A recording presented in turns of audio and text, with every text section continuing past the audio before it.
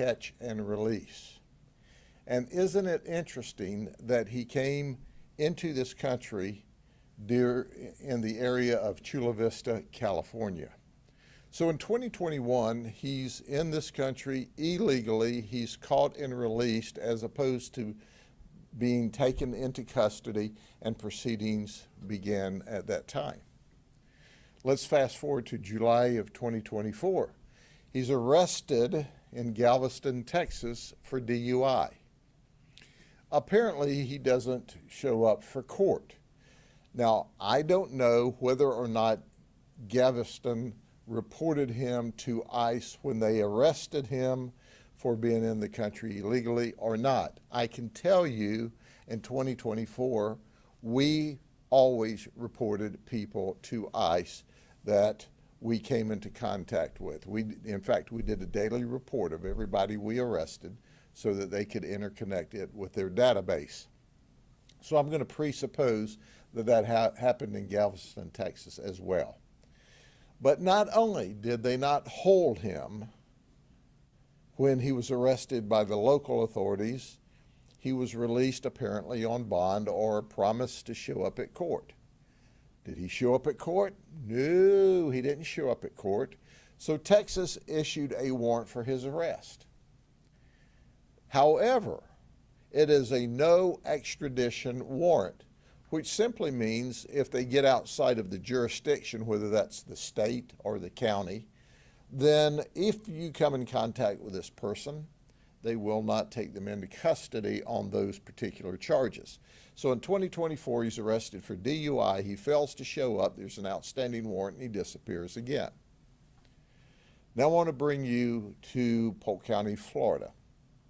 This morning, HSI detectives, investigators, special agents have a lead that he is at 1009 Buccaneer Drive in Lakeland. Now, I must tell you that Buccaneer Drive is a pretty rough area. So they send 2 agents by themselves to Buccaneer Drive because they have information that he's there, and now there's a warrant for deportation. So the agents set up, and sure enough, they see him get in a vehicle with 2 other people and leave. They follow him out to Reynolds Road, which is on the east side of Lakeland, and they perform a traffic stop. The truck pulls over. They determine Dennis is in the passenger side of the truck. The female ICE agent or HSI agent is on that side of the truck. So the male ICE agent walks around from the driver's side to the passenger side, where they immediately inform him that they're going to take him into custody. And he tries to run. When he tries to run, then the male agent grabs him and goes to the ground with him. And a scuffle ensues. I'm told that the fight lasted about 5 minutes. Now, ladies and gentlemen, a 5-minute fight is a long time.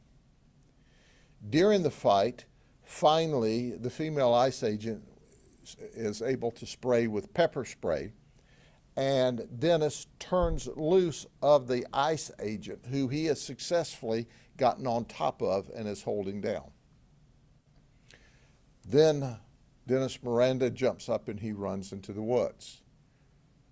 The HSI agents chase him into the woods until they lose sight of him and ultimately summon the sheriff's office. We sent a legion of people. We sent a helicopter. We send drones. We send canine. We send supervisors. We send deputies. So we're creating a walled off area in efforts to take this guy into jail, who's now not only wanted on his deportation order, but now he's committed a battery on a federal agent. That is a 3rd-degree felony, except he's illegal, which makes it a 2nd-degree felony. It's serious. And now we know that our male agent has an injured shoulder. I Don't know the extent of whether it's just dislocated, but he's injured and he has to be transported to the hospital. In the meantime, Dennis Miranda goes up onto a loading dock and hides among some 55-gallon drums on the loading dock. An employee sees him hiding and asks him what he's doing there. And he asks for a glass of water. So the employee goes back in, locks the door, dials 911 and says, hey, I've seen the deputies out here. There's this really strange person on our loading dock, and we send resources there. He's fled again. We continue the pursuit. While we're setting up with our canines to deploy, he runs out toward the edge of the perimeter, and Lieutenant Katsoulis takes him into custody without any further problems. Now, we have him under arrest. He's smiling. I bet we've wiped the smile off of his face. And the reason I think we've wiped the smile off of his face, he's charged with battery on a law enforcement officer. That's now an F2 instead of an F3 because he is illegally in the country and the state of Florida. He's charged with resisting with violence, which is now an F2 instead of a F3. He's charged with resisting without violence, which is now an F3 instead of a first-degree misdemeanor. He's charged with false imprisonment, and he's charged with burglary of an occupied structure. Very serious charges. The burglary of the occupied structure is now an F1, a felony of the first degree, as opposed to a felony of the second degree. Now, he's not even yet facing his federal charges for all of his actions that day. So here's what he looks like after he's under arrest. We read Dennis Miranda, his Miranda warnings, and he totally confessed to us. He told us he was here illegally, and he told us all about the fight and the resisting and trying to get away because he didn't want to be deported. The other two people in the vehicle were also here illegally as well. They were taken into federal custody and transported to either Tampa ICE or over to Pinellas County Jail, which is a federal lockup. But they sent two folks after three people who were here illegally, and obviously this guy wasn't going to go. The other two cooperated. They stayed in the vehicle. They did not resist. They did not run. They did not fight. This guy has a lot of charges that he's facing now. Once again, had this guy been dealt with correctly, he had been touched at least, I underscore, at least 2 other times when he came into this country illegally, and nothing was done. And now he's injured federal agents trying to do their job and take him into custody. Are there any questions? How does that make you feel, that he had other instances to be taken into custody before he came in? Well, it's a clear indication that the system, as I've said back for years, is broken. The federal immigration system is broken. Had they appropriately dealt with him instead of catch and release in 2021, none of this would have happened. None of it. But as we all know, people were allowed to violate the law and flow across this border illegally. And you see the end results. We have an injured federal agent.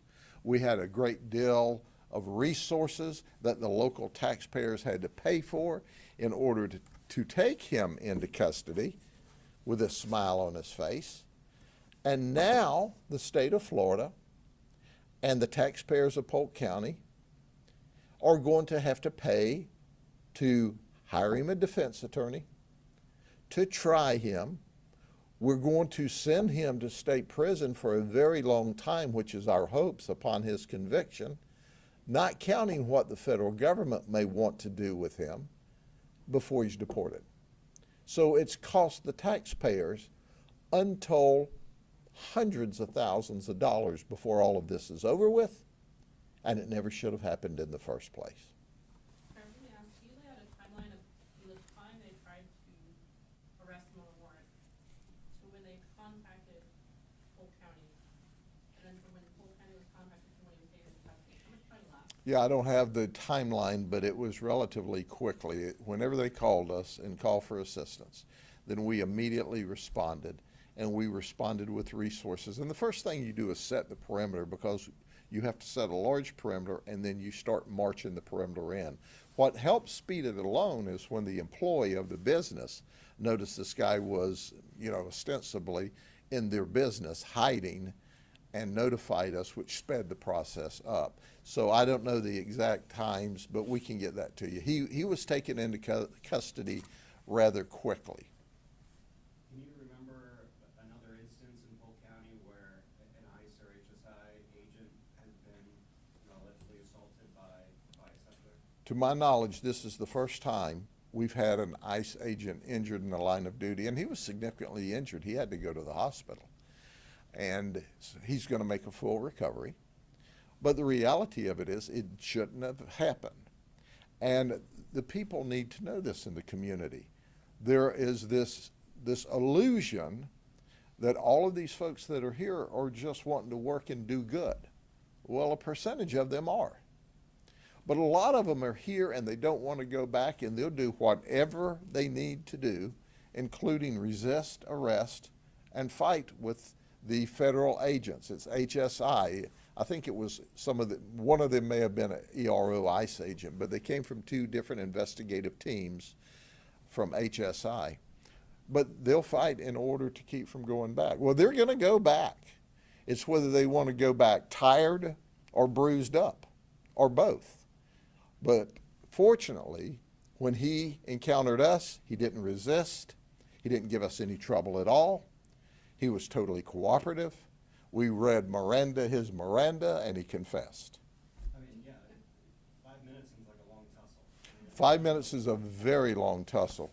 And I know that they did not summon us until after the tussle, after he ran, and they pursued him, and he was lost in the woods. That's when they notified us. So then it begs to ask the question, you've also spoken publicly about some of your frustrations with the federal government, for lack of a better word, poaching some of your votes, with huge bonuses, et cetera. How is that relationship now, especially since, you went public trying to get, some public awareness? Oh, our relationship is wonderful. I said at the time, and I'll repeat for you now, whenever they offered their hiring bonus, because they received the ability to hire a lot more ICE agents, which they needed, I had no problem with their hiring bonus. I had no problem with them recruiting. If they'd run ads on television, put up billboards, that was okay. What angered me was when the Washington decision makers decided that they would take data off of government forms that we submitted to them so that we could be trained to help them, and then emailed our deputies directly. That was low rent and unprofessional. I said it then and I say it now. Kristi Noem needs to get a grip on that. We're her best ally. We are her force multiplier. And then she's here poking us in the eyes, and she knows better than that. And she gets the credit for it or the blame for it because they work for her. Now, let me flip the coin here. Garrett Ripa is the field office director. He's the big boss in Florida. And all the ICE supervisors here, and CBP chief, Denise, all of them are tremendous. We enjoy working with them. We're hand in glove with them. They didn't create any of this problem. In fact, when I called Fuad Ripa, I'm the one that told him. He didn't know that they were recruiting out of Washington in that manner, using government documents that we gave them so we could be trained, so we could help them. He had no idea, and he was very angry. He apologized profusely, but he had nothing to do with that.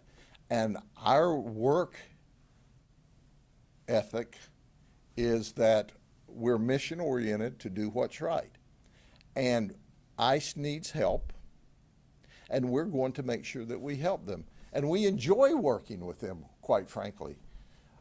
There's not enough of them, and there's not enough capacity.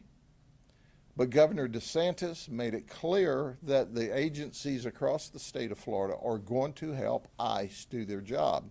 And we're eager to keep people safe, starting with the worst first, and take them and turn them over to ICE. Had they called us ahead of time and said, hey, we think we got one, maybe two, maybe three, we don't know, in this house, we could have sent resources with them. We would have assisted them just like we would have assisted a police department or any other law enforcement agency. Okay? Can you describe the distance that he ran through the woods until he got to that business? Do you know, I don't know how far it is, but I think it was right, I'm familiar with the area. I believe it was across the street so what I believe he did was ran across the road into the woods, and then he circled back and got onto the loading dock at the business, and that's where he was discovered. Then he broke and ran again. Can I also ask, and this may be out of your jurisdiction, which I totally understand, but you said that they used pepper spray. Why weren't more lethal actions taken to try and apprehend this person? If a 5-minute fight and you got 2 agents, I don't understand why 2 agents can't get 1 person down. Well, they've got 2 other people to worry with at the same time. So it's not like you can just focus on this one person. You also have to be concerned about the others breaking out on you at the same time. So they absolutely had their hands full. And they did a remarkable job. They stayed in the fight, and even with a dislocated shoulder or a broken shoulder or significant injuries, he still stayed in the fight and chased the man down while they were calling for help. So they were just overwhelmed because they had 3. Fortunately, the other 2 did as they were instructed. But here's the issue. The issue is that ICE needs help, and we're willing to help. There is a capacity issue. But make no mistake about it. If you're here in this country, in this state, and certainly in this county illegally, and you're violent, you violated the laws, we're going to take you into custody. There's a warrant out for you for deportation. There's about 1.5 or I've heard 2 numbers, 1.4 and 1.5 million ICE warrants in the National Crime Information Center nationwide. A proportion of those, and I don't know what that is, are in this state. So when we find that there's a deportation warrant for you and or you're violating the law here and we bump into you through our normal course of business, we're going to take you into custody. Yes, ma'am. Let me ask you, talk about the cost of today's operations to taxpayers, but you also mentioned making sure that he has a public defender and that he's constituted for the crimes that have to be being charged with today. Yes. Before deportation. Yes. Isn't that an additional cost to Polk County taxpayers, and why? Most of this cost will be to the state of Florida because the state's got to provide him with an attorney to represent him, and then the state's got to prosecute him, and upon conviction, then he's got to go to state prison. Then, of course, the county had all the resources that we had to put in place to take him into custody after he fought with, injured, resisted arrest, and fled from the 2 HSI agents. So the bottom line, it's the cost of doing business. But it's business that we should not have had to have done had the federal government done their job the right way in 2021. I guess my question is, why not let him go to ICE custody and let him be deported? He would have gone to ICE custody and been deported until he committed these other crimes. Now, he's going to go to state prison once we convict him. And then when he gets out of state prison for his transgressions, then he'll be deported. But the bottom line is, when you lay your hands on a federal or local law enforcement officer, when you resist arrest, when you commit felonious battery, when you break into an occupied structure, that's serious felonies. And now, your simple, not much of a criminal history that we know of, just turned into big-time criminal history, and you created that. And that's what he did.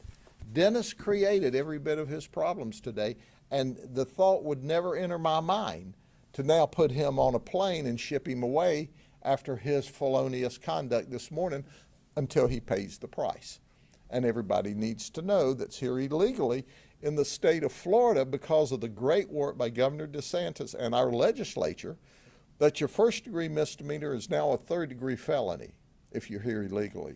Your third-degree felony is now a second-degree felony, and your second-degree felony is now a first-degree felony. So, a first-degree felony is 30 years that he could get, not counting his federal charges. So, first time out, will he get 30 years? Probably not. But the rule of law is important, and that's what keeps us all safe. And that's why Polk County crime is at a 53-year low in our jurisdiction and our service cities that we police. But I am angry. I'm angry anytime somebody jumps on a law enforcement officer and injures them.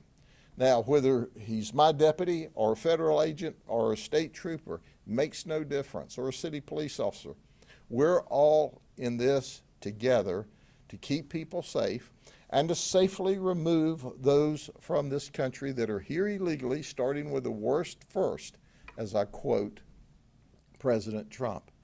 And this guy was pretty bad this morning. So, Sheriff, definitely acknowledge the catch and release issue that you made earlier. You did say, though, that, in this particular case, it would have been nice to have, to get a call and to be there so you could help them, with this arrest attempt. Is that something you communicated subsequently to ICE here locally? Like, why didn't you call us? We could have helped you. Do you know, I have a very close working relationship with the ICE supervisors, and I cannot say enough good things about them. And certainly we will have that conversation again. They already know, and we've already espoused to them, look, if you're going to a home and you have a warrant and you ask for backup, we will go there and back you up while you do your federal job. So they decided not to do that on this occasion. I don't know why. But the bottom line is they don't have to notify us. What we do know, anytime you have a show of force, you're less likely to have resistance. And that's not just for this, that's for any when you're dealing with anyone that has a proclivity to violate the law or be dangerous. And this guy just wanted to get away. And he was going to do whatever he needed to get away. He didn't pull a knife or a gun and stab or shoot these folks. He fought them. He's 21 years old and he's a strong young man. He fought them to get away from them because he wasn't going to be deported. He wasn't going to be taken into custody. Surprise, we gave Miranda his Miranda, and he's now in custody. Do you know if any body-worn camera was recording at the time? Has that been taken in for your investigative? Our investigation is still ongoing, and we will gather up any camera footage that's in the area, and we're still working with the federal government to get any camera footage they may have had. And then finally, my last follow-up, has DC knocked it off? Excuse me? Has DC knocked it off with trying to email your deputy? Oh, no, they've not emailed us again, but they doubled down, just said, yeah, our job is to hire people and we do what we need to do. So they were not responsive to the Florida sheriffs at all. But you know what? We have to compartmentalize that immature, unprofessional conduct and put it where it needs to be. And that's with the leadership in Washington, D.C. of ICE that approved that. And that's where it should be. But that would be like blaming all of the ICE agents and their hard work for some bozo breath in Washington, D.C., making what I think is a very immature decision. But the reality of it is, our field office director, Garrett Ripa, his supervisory teams, the ICE folks, HSI, they're remarkable in every sense. They're responsive to us in every sense. I could not be more pleased. Their frustration, I'm sure, is the same as our frustration. It's lack of capacity. And that's the issue, lack of capacity. Okay? Thank you, Sheriff. God bless y'all. Have a good day.